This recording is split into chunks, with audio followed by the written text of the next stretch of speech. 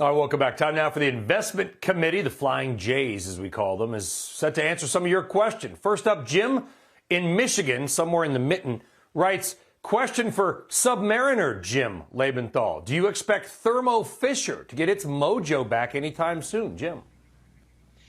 I do. I think there's been a little reset here, which often happens to high-flying stocks. They go through a consolidation phase.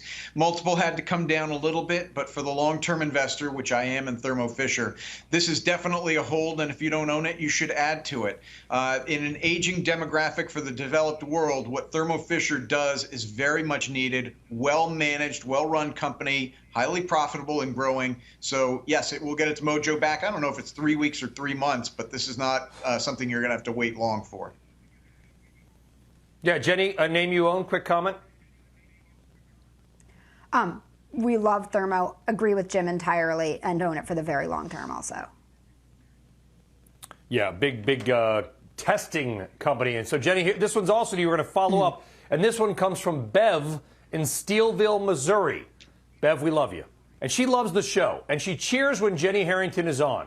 And she says a significant part of her portfolio is allocated to high-yielding stocks. She bought Pipeline Williams companies because of its yield, but finding out that a portion of the dividend is actually ROC. Do you have any tips to make sure that this yield does not include a portion of my original investment? Thank you, Jenny. Thank you, Bev. Thank you, Bev. That was so nice. So I think, Bev, your focus shouldn't be so much worrying about the return of capital. That's an accounting methodology to maximize tax efficiency for long-term shareholders. So don't worry about that. Worry about this. Look at the adjusted funds from operations, which are about $3.43 a share, and then the dividend, the distribution, which is $1.70. That is extremely well covered. And what we see is that AFFO, the adjusted funds from operations, they're growing, right? They should grow about single digits range. You've got the dividend growing in the low single digits range.